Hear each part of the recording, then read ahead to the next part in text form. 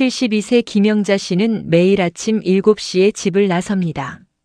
장바구니 하나 들고 천천히 걸어서 동네 시장으로 갑니다. 겉보기엔 그냥 장 보러 가는 평범한 분이시죠. 근데 아세요? 이 여자분, 3년 전까지만 해도 집 밖으로 한 발짝도 못 나갔던 사람입니다. 여러분, 무슨 일이 있었기에 이렇게 되었을까요? 이분은 우울증으로 약을 먹고 커튼을 치고 하루 종일 침대에 누워만 있었던 사람이에요. 밥도 제대로 안 먹고 씻지도 않고 그렇게 6개월을 보냈습니다. 딸이 울면서 엄마 이러다 죽어요. 했지만 김영자 씨는 움직일 힘이 없었어요. 그런 사람이 지금은 매일 아침 웃으면서 시장에 갑니다. 도대체 무슨 일이 있었던 걸까요? 오늘 만날 네 분은 특별한 사람들이 아닙니다. 거창한 취미도 없고 대단한 계획도 없어요. 그냥 평범하게 그리고 조용히 하루하루 살아가는 사람들이죠. 근데요, 이 사람들 모두 과거가 있습니다. 우울증으로 집 밖 못 나갔던 사람, 퇴직 후 삶의 의미를 잃었던 사람, 50년을 남 눈치 보며 살았던 사람, 술에 빠져 방황하던 사람. 그런 사람들이 지금은 매일 웃습니다. 거창한 변화 없이 그냥 작은 일상으로요. 이게 가능한 일일까요? 도대체 그분들에게 무슨 일이 있었던 걸까요? 오늘은 그 이야기를 들려드리겠습니다. 들으시다 보면 여러분도 깨닫게 되실 거예요. 인생을 바꾸는 건 거창한 게 아니라 아주 작은 것일 수 있다는 걸요. 먼저 김영자 씨 이야기부터 시작하겠습니다. 그녀의 남편은 3년 전 갑자기 세상을 떠났습니다. 아침에 출근하려다 쓰러졌고 병원으로 옮겨졌지만 그날 저녁 숨을 거뒀습니다. 심근경색이었습니다. 너무 갑작스러웠습니다. 전날까지 멀쩡했어요. 같이 저녁 먹고 TV 보고 그렇게 평범한 하루였는데 다음날 아침에 갑자기 쓰러진 거예요. 믿을 수가 없었어요. 장례식 내내 실감이 안 났어요. 이게 꿈인가 싶었어요. 장례를 치르고 나서 김영자 씨는 무너졌습니다. 집에 혼자 있는 게 견딜 수 없었습니다. 남편이 앉았던 소파, 남편이 쓰던 컵, 남편 옷이 걸린 옷장, 모든 게 남편을 떠올리게 했습니다. 남편이 보이는 거예요. 현관문 열리면 여보 왔어? 하고 나올 것 같고 저녁 때 되면 밥상 차려야 할 것 같고 밤에 자려고 누우면 옆에 있을 것 같고요. 근데 없잖아요. 그게 너무 괴로웠어요. 김영자 씨는 커튼을 쳤습니다. 햇빛이 들어오는 게 싫었습니다. 세상이 계속 돌아가는 게 죽도록 싫었습니다. 남편은 죽었는데 세상은 아무렇지 않게 흘러가는 게 화가 났습니다. 딸이 매일 전화했습니다. 엄마 밥 먹었어요? 김영자 씨는 응, 아니, 귀찮다는 듯이 짧게 대답하고 전화를 끊었습니다. 딸이 집에 찾아와도 문을 안 열어줬습니다. 괜찮으니까 그냥 가. 그렇게 6개월이 흘렀습니다. 딸은 더 이상 참을 수 없었습니다. 어느 날 딸은 열쇠를 가지고 집에 들어왔습니다. 김영자 씨는 침대에 누워 있었습니다. 머리는 산발이었고 방은 어질러져 있었고 냄새가 났습니다. 딸은 울었습니다. 엄마 이러다 죽어요. 제발 일어나요. 김영자 씨는 눈물이 났습니다. 미안해. 근데 엄마 힘이 없어. 일어날 수가 없어. 딸은 김영자 씨를 억지로 일으켰습니다. 씻겼습니다. 옷을 갈아입혔습니다. 그리고 말했습니다. 엄마 나랑 밖에 나가요. 딱 한 번만. 시장만 갔다 와요. 김영자 씨는 거절했습니다. 내가 밖에 왜 나가? 가기 싫어. 나 괜찮아. 하지만 딸은 포기하지 않았습니다. 한 번만요. 엄마, 제발. 나를 봐서라도 한 번만 나가줘요, 엄마. 딸이 우는 모습을 보고 김영자 씨는 마지못해 따라 나갔습니다. 시장은 시끄러웠습니다. 사람들이 많았고 목소리가 컸고 과일 냄새, 생선 냄새, 온갖 냄새가 뒤섞여 있었습니다. 김영자 씨는 어지러웠습니다. 나 집에 갈래. 하지만 딸은 그녀의 손을 잡고 천천히 걸었습니다. 과일 가게 앞을 지나갈 때였습니다. 가게 주인 아주머니가 김영자 씨를 알아봤습니다. 어머, 영자 씨? 오랜만이네. 어디 아팠어요? 요즘 안 보이길래 걱정했잖아. 김영자 씨는 멈칫했습니다. 누가 자기를 기억한다는 게 신기했습니다. 아, 네, 그냥 좀 말이 나오지 않았습니다. 아주머니는 사과 하나를 건넸습니다. 이거 먹어봐요. 오늘 들어온 거 진짜 달아요. 서비스예요. 하나 맛보세요. 김영자 씨는 사과를 받았습니다. 따뜻했습니다. 사과가 아니라 그 마음이요. 집으로 돌아오는 길 김영자 씨는 말했습니다. 내일 또 나갈까? 딸은 놀라며 웃었습니다. 그럼요. 엄마. 매일 나가요. 활력도 생기고 너무 좋을 거예요. 그 이후로 김영자 씨는 조금씩 변하기 시작했습니다. 처음엔 딸과 함께 시장에 갔습니다. 그 다음엔 혼자 갔습니다. 시장 사람들은 그녀를 기억하고 있었습니다. 영자 씨, 오늘은 뭐 사갈 거예요? 이거 신선해요. 가져가세요. 요즘 얼굴이 좋아졌네요. 그런 말들이 김영자 씨에게 힘이 됐습니다. 나를 기다리는 사람이 있구나. 나를 기억하는 사람이 있구나. 그게 중요했습니다. 집에만 있을 땐 세상과 단절된 기분이었는데 시장에 나가니까 세상과 연결된 기분이었습니다. 김영자 씨는 이제 매일 아침 시장에 갑니다. 꼭 뭘 사야 해서가 아닙니다. 그냥 사람들 얼굴 보는 게 좋아서입니다. 안녕하세요. 인사하고 오늘 날씨 좋네요. 하며 수다 떨고 이거 얼마예요? 물어보고 그렇게 1시간쯤 시장을 돌아다닙니다. 집에 돌아와서는 산 것들을 정리하고 간단히 요리하고 점심을 먹습니다. 그게 그녀의 하루입니다. 특별할 것 없는 하루. 하지만 김영자 씨에게는 그게 전부입니다. 시장 가는 게 제 약이에요. 우울증 약보다 나아요. 두 번째는 69세 한만수 씨 이야기입니다. 그는 40년을 회사에 다녔습니다. 성실한 직장인이었습니다. 지각 한 번 안 하고 결근 한 번 안 하고 그렇게 일했습니다. 회사가 그의 전부였습니다. 아침에 눈 뜨면 회사 갈 생각, 저녁에 집에 와서도 내일 회사 일 생각, 주말에도 회사 걱정. 그렇게 40년을 보냈습니다. 그런데 65세에 정년 퇴직했습니다. 마지막 날 회사 나올 때 울었어요. 40년을 다녔는데 이제 안 가도 되는구나 싶으니까 허무하더라고요.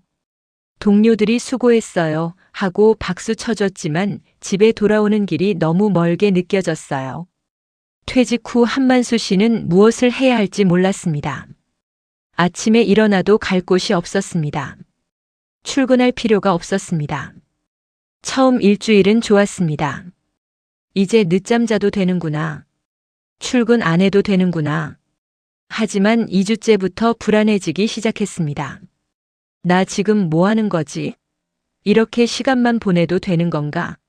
한 달이 지나자 우울해졌습니다. 나는 이제 쓸모없는 사람이구나. 회사도 없고 할 일도 없고 그냥 늙어가기만 하는 사람이구나. 한만수 씨는 일부러 바쁘게 지내려고 했습니다. 등산 모임에 나갔습니다. 근데 재미없었습니다. 다들 떠들썩하게 수다 떠는데 그는 말을 섞을 수가 없었습니다. 당구장에도 가봤습니다. 근데 실력이 없어서 맨날 졌습니다. 지는 게 싫었습니다. 독서 모임도 가봤습니다. 근데 책을 읽어도 내용이 머리에 안 들어왔습니다. 집중이 안 됐습니다. 뭘 해도 재미가 없었어요. 아무것도 하기 싫었어요. 그냥 집에 있는 게 편했어요. 근데 집에만 있으니까 자꾸 생각이 많아지더라고요. 나 이러다 죽는 거 아닌가, 내 인생 뭐였나, 그런 생각들이요. 어느 날 한만수 씨는 산책을 나갔습니다. 특별한 이유는 없었습니다. 그냥 답답해서 나간 거였습니다. 집 근처 공원을 걷다가 벤치에 앉았습니다. 그냥 잠깐 쉬려고 앉은 건데 앉아 있으니까 편했습니다. 사람들이 지나갔습니다. 조깅하는 사람, 강아지 산책시키는 사람, 아이 손잡고 가는 엄마, 자전거 타는 청년. 다들 바쁘게 움직였습니다. 한만수 씨는 그냥 가만히 앉아서 그걸 봤습니다. 바람이 불었습니다. 나뭇잎이 흔들렸습니다. 새가 지저귀는 소리가 들렸습니다. 그 순간 이상한 느낌이 들었어요. 평화로웠어요. 아무것도 안 하는데 괜찮다는 생각이 들었어요. 꼭 뭘 해야 하는 건 아니구나. 그냥 앉아 있어도 되는구나. 그날 이후 한만수 씨는 매일 그 벤치에 갑니다. 아침 10시쯤 커피 한 잔 들고 나가서 벤치에 앉습니다. 1시간쯤 앉아 있습니다. 아무것도 안 합니다. 그냥 앉아서 사람들 지나가는 거 보고 하늘 보고 나무 보고 그렇게 시간을 보냅니다. 처음엔 이게 뭐 하는 건가 싶었어요. 시간 낭비 아닌가 싶었어요. 근데 계속 하다 보니까 이게 낭비가 아니더라고요. 오히려 이 시간이 제일 소중해요. 아무 생각 안 하고 그냥 있는 거요. 명상 같은 거예요. 마음이 편해져요. 가끔 옆에 누가 앉으면 인사를 나눕니다. 날씨 좋네요. 그러게요. 짧은 대화지만 기분이 좋습니다. 강아지가 지나가면 귀엽네요 하고 웃습니다. 아이가 뛰어가면 조심해요 하고 말합니다. 그런 작은 교류가 한만수 씨를 세상과 연결시켜 줍니다. 40년 회사 다닐 땐 너무 바빴어요. 빨리빨리 열심히 그렇게 살았어요. 근데 이제는 천천히 살아요. 아무것도 안 해도 괜찮아요. 그냥 앉아서 하루가 지나가는 걸 보는 것도 좋아요. 이게 제 노년의 행복이에요. 한만수 씨는 더 이상 우울하지 않습니다. 쓸모없다는 생각도 안 합니다. 내가 뭘 해야 가치 있는 사람인 게 아니에요. 그냥 존재하는 것만으로도 괜찮아요. 그걸 이 벤치에서 배웠어요. 세 번째는 74세 이순희 씨 이야기입니다. 그녀는 50년을 시어머니 모시고 살았습니다. 결혼하자마자 시댁으로 들어갔고 시어머니가 돌아가실 때까지 함께 살았습니다. 시어머니가 입맛이 까다로우셨어요. 반찬이 마음에 안 들면 상을 엎으시기도 했어요. 그러면 저는 다시 만들어야 했죠. 국이 싱겁다 짜다. 고기가 질기다. 생선이 비리다. 맨날 뭐가 문제였어요. 이순희 씨는 매일 새벽 5시에 일어나 밥상을 차렸습니다. 시어머니 입맛에 맞춰서 여러 가지 반찬을 만들어야 했습니다. 자기가 먹고 싶은 건 중요하지 않았습니다. 시어머니가 드실 것만 중요했습니다. 제 입맛은 없었어요. 그냥 시어머니가 좋아하시는 거, 남편이 좋아하는 거, 애들이 좋아하는 거, 그것만 만들었어요. 나는 그냥 남은 거 먹으면 됐어요. 50년을 그렇게 살았습니다. 시어머니를 모시고 남편 뒷바라지하고 자식들 키우고 그렇게 살았습니다. 자기를 위한 시간은 없었습니다. 자기가 먹고 싶은 것도 못 먹었습니다. 심지어 라면도 못 먹었습니다. 시어머니가 라면을 싫어하셨어요. 그런 거 먹으면 몸에 안 좋다 하시면서 라면을 집에 두지도 못하게 하셨어요. 저는 라면이 먹고 싶었는데 못 먹었어요. 5년 전 시어머니가 돌아가셨습니다. 그리고 3년 전 남편도 세상을 떠났습니다.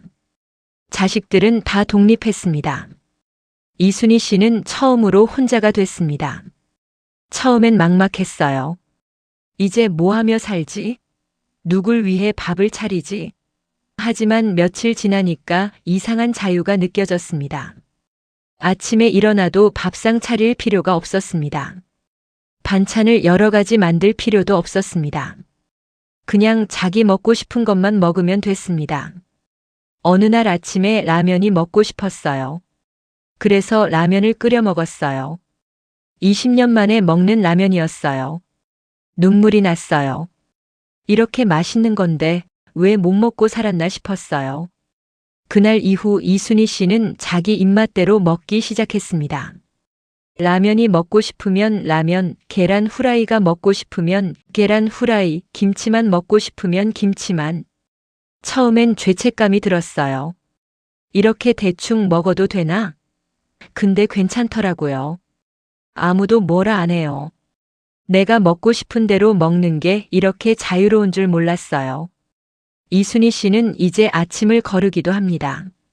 배고프지 않으면 안 먹어요. 억지로 먹을 필요 없어요. 점심은 간단하게 먹습니다. 냉장고에 있는 반찬에 밥 한 공기면 충분해요. 김치랑 계란 후라이면 그게 제일 맛있어요. 저녁도 복잡하게 안 합니다. 국 하나, 반찬 하나 그걸로 끝이에요. 설거지도 금방 돼요. 가끔 딸이 걱정합니다. 엄마, 그렇게 대충 먹으면 건강 안 좋아져요. 하지만 이순희 씨는 웃으며 말합니다. 걱정 마. 엄마 건강해. 오히려 스트레스 없으니까 더 건강한 것 같아. 실제로 그녀는 건강합니다. 예전엔 밥상 차리느라 스트레스였어요. 오늘 뭐 해 먹지? 반찬이 모자라는데 어떡하지? 그런 걱정이 많았어요. 근데 이제는 그런 거 없어요. 내가 먹고 싶은 것만 먹으면 되니까요. 이순희 씨에게 혼밥은 외로움이 아니라 자유입니다. 혼자 먹으니까 편해요. 내 속도로 먹고 내가 좋아하는 것만 먹고 그게 좋아요. 50년 만에 처음으로 제 입맛대로 먹어요. 이게 이렇게 행복한 줄 몰랐어요. 네 번째는 70세 박기수 씨 이야기입니다. 그는 5년 전 아내를 먼저 보냈습니다. 암이었습니다. 투병 기간 2년 그 시간 동안 박기수 씨는 아내를 간호했습니다. 병원 다니고 약 챙기고 밥 해주고 그렇게 2년을 보냈습니다. 하지만 아내는 결국 세상을 떠났습니다. 장례 치르고 나서 무너졌어요. 2년 동안 아내 간호하느라 제 건강은 신경 안 썼거든요. 근데 아내가 떠나고 나니까 힘이 하나도 없었어요. 몸도 마음도 다 망가진 기분이었어요. 박기수 씨는 술을 마시기 시작했습니다. 외로움을 잊으려고 아픔을 잊으려고 술을 마셨습니다. 처음엔 저녁에만 마셨는데 나중엔 낮에도 마셨습니다. 아침부터 술 생각이 났습니다. 술 마시면 잠깐은 잊혀지더라고요. 아내 생각도 외로움도 다 잊혀지는 것 같았어요. 근데 깨면 더 힘들었어요. 그래서 또 마셨어요. 1년을 그렇게 보냈습니다. 자식들이 걱정했습니다. 아버지, 술 좀 줄이세요. 건강 나빠져요. 하지만 박기수 씨는 듣지 않았습니다. 내 인생인데 내가 알아서 한다. 신경 끄고 살아. 자식들과도 멀어졌습니다. 어느 날 박기수 씨는 건강검진을 받았습니다. 결과가 나왔습니다.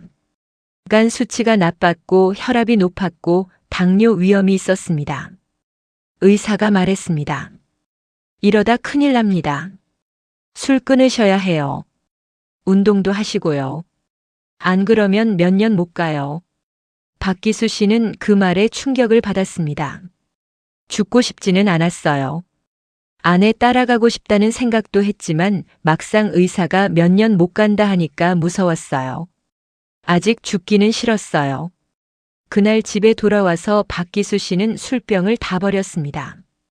이제 절대 술 안 마신다. 난 오늘부터 술 끊는다.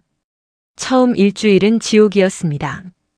손이 떨렸고 밤에 잠이 안 왔고 자꾸 술 생각이 났습니다. 하지만 참았습니다. 죽기 싫으니까 참았어요. 술을 끊고 나니 시간이 남았습니다. 저녁 시간이 특히 길었습니다. 예전엔 술 마시면서 시간을 보냈는데 이제는 할 게 없었습니다. TV를 봐도 재미없었고 그냥 앉아있기만 하니 답답했습니다. 산책이라도 해볼까? 박기수 씨는 집을 나섰습니다. 저녁 6시 해가 질 무렵이었습니다. 동네를 한 바퀴 걸었습니다. 천천히 아무 생각 없이 그냥 걸었습니다. 걷다 보니까 기분이 좀 나아지더라고요. 답답한 게 풀리는 느낌이었어요. 그날 이후 박기수 씨는 매일 저녁 산책을 시작했습니다. 저녁 6시 똑같은 시간에 똑같은 코스로 동네를 한 바퀴 돕니다. 30분쯤 걸립니다. 처음엔 습관이 안 됐어요.